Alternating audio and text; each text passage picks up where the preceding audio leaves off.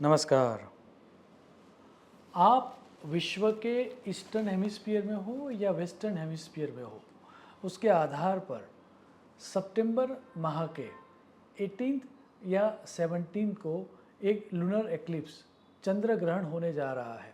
पूरे विश्व के ऊपर, भारत देश के ऊपर और हमारी सभी 12 राशियों के ऊपर उसका क्या परिणाम मिलेगा, उसके बारे में आज बात करेंगे। ये एक पार्शियल या खंडग्रास चंद्र ग्रहण है। भारतीय समय के अनुसार 18 सितंबर के सुबह के 6:11 AM से लेकर 10:17 AM तक यह ग्रहण रहेगा।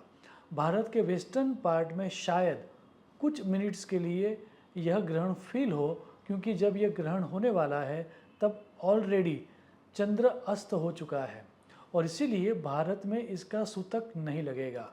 लेकिन यदि हम इसका पाथ देखें तो पाथ के अनुसार Europe, Africa, north and south America, Pacific, Atlantic and Indian ocean के लिमिटेड एरियाज़ में ये पूर्णतः देखा जाएगा। याद रहे, भले ही चंद्र ग्रहण आपके प्रदेश में दिखाई दे या न दिखाई दे, ये एक यूनिवर्सल इवेंट है और उसके कारण पर जहाँ पर वह दिखाई देगा वहाँ पर 75 to 100% अर्थात त्रिपाद या चतुष्पाद बैड इफेक्ट देगा और जहाँ पर वह नहीं दिखाई देगा वहाँ पर भी 25 to 50% नेगेटिव इफेक्ट्स होगी ही होगी। सो भारत में भले ही वह नहीं दिखने वाला या कुछ प्रदेशों में भले ही वह नहीं दिखाई देगा, लेकिन फिर भी लूनर एक्लिप्स की नेगेटिव इफेक्ट हम सब पर होने वाली है।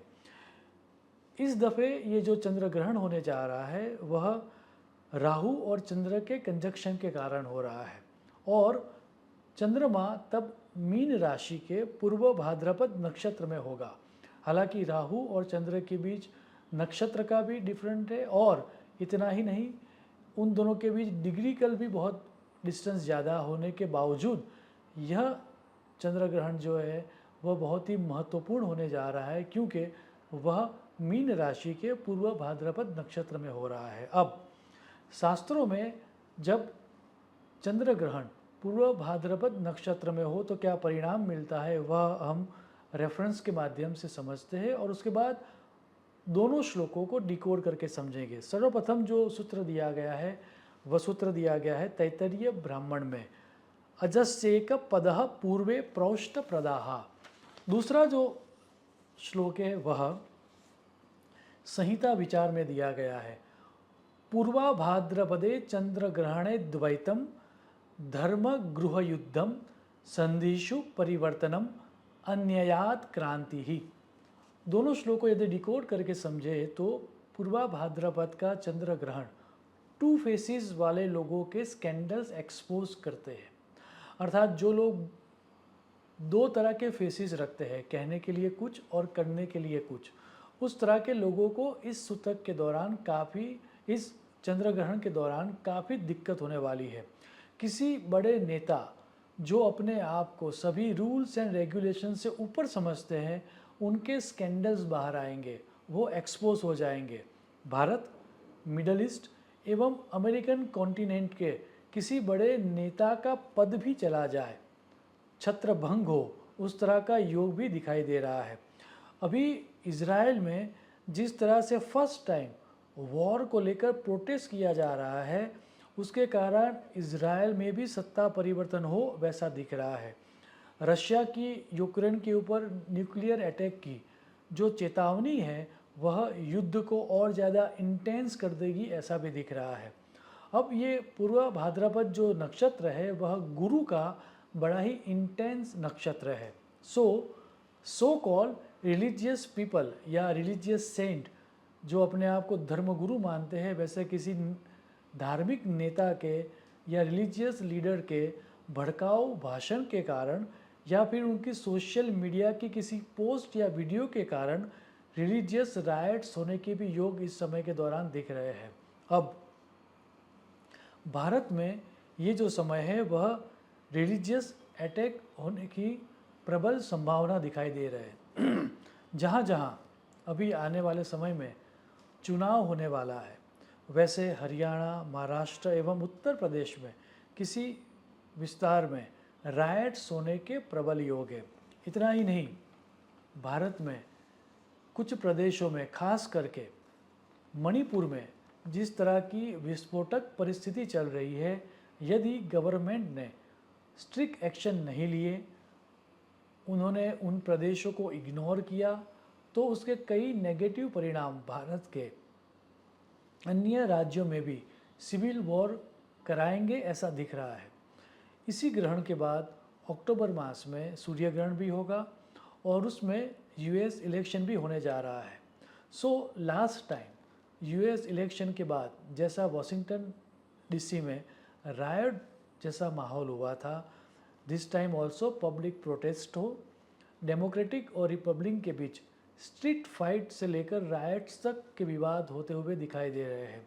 एक अन्य इंटरेस्टिंग सूत्र भी यहाँ पर दिया गया है, वो ये है, जो ओल्ड अलायंसेस होंगे, गठबंधन जो पुराने होंगे वो टूटेंगे, नए गठबंधन बनेंगे, पुरानी ट्रीटीज टूटेगी और नई टेम्पररी ट्रीटीज एस्टैब्लिश होगी, और उसके कारण वर्ल्ड वाइड अनसर्टेनिटी, असुरक्षित माहौल क्रिएट होगा। इसके कारण इकोनॉमिकल काफ़ी अप्स एंड डाउन्स हो गए और उसके परिणामतः स्टॉक मार्केट में नेगेटिव वॉलेटाइल का माहौल बना रहेगा। ओवरऑल काफ़ी ऊपर नीच होने के बाद, काफ़ी अप एंड डाउन होने के बाद स्टॉक मार्केट आहिस्ता आहिस्ता नीचे की ओर जाता हुआ दिखाई दे रहा है। लॉन्ग टर्म इन्वेस्टर्स को चाहिए कि इस समय के दौरान वह स्टॉक मार्केट से दूर रहे। विश्व के वेस्टर्न पार्ट में, गल्फ कंट्रीज़ में एवं अफ्रीका में जहाँ जहाँ डिक्टेटरशिप या पार्शियल डेमोक्रेसी है, वहाँ अन्याय के सामने पब्लिक प्रोटेस्ट हो, क्रांति हो, वैसे भी प्रबल योग यहाँ पर दिख रहे हैं। आइए अब हमारी 12 राशियों को इस चंद्र ग्रहण की नेगेटिविटी को दूर करने के लिए अपने लाइफ के कौन कौन से एरियाज़ में फोकस रहना चाहिए ताकि नेगेटिव इम्पैक्ट कम हो, वो भी संक्षिप्त में देखते हैं। फर्स्ट बात करते हैं मेष राशि के लिए। उनको अपने खर्च के ऊपर काबू रखना होगा और ट्रैवलिंग के दौरान अटेंटिव रहना होगा, अन्यथा ट्रैवलिंग के दौरान उनको नुकसान होने के प्रबल योग है। वृषभ राशि वालों को अपने फ्रेंड्स और सोशल सर्कल के प्रति सजग रहना होगा, अन्यथा कुछ मिसअंडरस्टैंडिंग के कारण जो उनके फ्रेंड्स थे उनके बीच एक तरह से मनमुटाव हो सकता है। मिथुन राशि वालों को अपनी कैरियर के प्रति संवेदनशील होना होगा। कैरियर को टिकट फॉर ग्रांटेड नहीं लेना है, ना ही उनसे जो बड़े हैं वैसे पेरेंट या फिर बड़े बुजुर्गों की हेल्थ के प्रति उनको संवेदनशील होना होगा। कर्क राशि को अपने पिता या फिर पिता तुल्य लोगों की हेल्थ के प्रति सजग रहना होगा और रिलीजियस एक्टिविटी के दौरान अपने आप को कॉशियस रखना होगा, अन्यथा वो कुछ ऐसा कर लेंगे जिससे उनको दूरगामी नेगेटिव परिणाम मिलेंगे। सिंह राशि को अपनी हेल्थ के प्रति सजग रहना होगा और उनका एक्सीडेंट न हो उस तरह से उनको व्हीकल चलाना होगा, अन्यथा एक्सीडेंट होने के कारण उनको व्हीकल में भी दिक्कत आए और उनको चोट लग जाए, उस तरह के ग्रह योग है। कन्या राशि वालों को अपनी पार्टनरशिप के प्रति, वो पार्टनरशिप लाइफ पार्टनर के साथ हो या बिजनेस पार्टनर के साथ हो, दोनों जगह पर उनको कॉशियस रहना होगा, उनको रिलेशनशिप के प्रति कॉशियस रहना होगा। तुला राशि वालों को जो उनके हिडन एनिमीज है या फिर वैसे लोग जो उनके हितैषी नहीं है, जो दिखते हैं कि ये मेरा विरोधी करेंगे, उस तरह के लोगों से उनको बच के रहना होगा और उनकी मेंटल हेल्थ के प्रति उनको कॉशियस रहना होगा। वृश्चिक राशि वालों को एजुकेशन और संतान के प्रति संवेदनशील रहना होगा, अन्यथा उनको नुकसान होगा। धन राशि वालों को अपनी प्रॉपर्टी, अपने व्हीकल्स या माता के प्रति कॉशियस रहना होगा। मकर राशि वालों को सिबलिंग्स के प्रति, अपने जो उनके दोस्त या फिर जो उनके भाई या बहन हैं उनके प्रति उनको संवेदनशीलता रखनी होगी, अन्यथा उनको नुकसान होगा और ट्रैवलिंग के दौरान भी उनको ज़्यादा कॉशियस रहना होगा। कुंभ राशि वालों को मनी मैटर्स के प्रति संवेदनशील होना होगा और फैमिली में कोई डिस्प्यूट ना हो उसके प्रति उनको सजग रहना होगा। मीन राशि वालों को अपनी सोशल इमेज के प्रति कॉशियस रहना होगा और हेल्थ को भी संभालना होगा। इस लूनर एक्लिप्स की नेगेटिविटी को दूर करने के लिए क्या करना चाहिए वह दर्शाता मेरा एक पुराना वीडियो है जिसका नाम है how to reduce negativity of eclipse. यदि आप उनका अभ्यास करोगे तो आपको सुनिश्चित लाभ होगा। याद रहे, ये जो लूनर एक्लिप्स है उसकी नेगेटिविटी उस ग्रहण से लेकर, ग्रहण के दिन से लेकर 45 या 90 डेज तक रहने वाली है। तो आपको तकरीबन 3 महीने तक इस लूनर एक्लिप्स की नेगेटिविटी के लिए सजग रहना होगा। अन्यथा जो जो एरियाज आपके लिए संवेदनशील है वहाँ पर आपको नुकसान होगा। अंत में यह चंद्र ग्रहण हम सबको मेंटल, इमोशनल और फाइनेंशियल क्लैरिटी दे ताकि हम गलती करने से बचे। ऐसी ईश्वर को प्रार्थना करके मैं मेरी वाणी को विराम दूंगा। शुभम भवतु। प्रणाम।